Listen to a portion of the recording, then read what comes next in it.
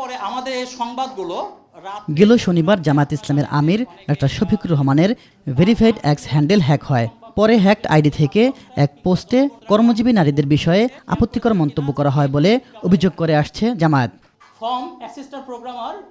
এই ঘটনা জামায়াত ইসলামী এক বিবৃতিতে জানায়, সাইবার হামলার মাধ্যমে পোস্টটি প্রকাশ করা হয়েছে এবং দলটির আমিরের নামে মিথ্যা বক্তব্য প্রচার করা হয়েছে। এই ঘটনায় ওই দিনই সাধারণ ডায়েরি করেছে দলটি।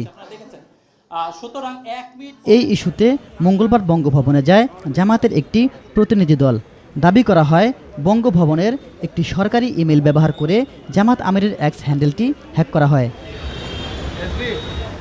জামাতের অভিযোগ এবং প্রাথমিক অনুসন্ধানের ভিত্তিতে মঙ্গলবার গভীর রাতে বঙ্গভবনের সহকারী প্রোগ্রামার মোহাম্মদ সরোয়ার আলমকে আটক করে ডিবি। এই ঘটনায় মোহাম্মদ সরোয়ার আলমের নাম উল্লেখ করে রাজধানীর হাতিরঝিল থানায় মামলা করেছে জামায়াত। এই মামলাতে যেই মেইল অ্যাড্রেস থেকে ম্যালওয়্যারটি এসেছিল assistant.programmer@bangabhavan.gov.bd সেই যে মেইল অ্যাড্রেস এবং সেই মেইল অ্যাড্রেসের যিনি ধারক জনাব মোহাম্মদ সরোয়ার আলম, সহকারী প্রোগ্রামার, ICT শাখা, জনবিভাগ, রাষ্ট্রপতির কার্যালয়, বঙ্গভবন, ঢাকা, তিনি সহ এই কাজের সাথে জড়িত থাকতে পারে এরকম অজ্ঞাতনামা 15-20 জনকে আসামি করে আমরা মামলা করেছি। ইলিয়াস মাতবর, মাই টিভি, ঢাকা।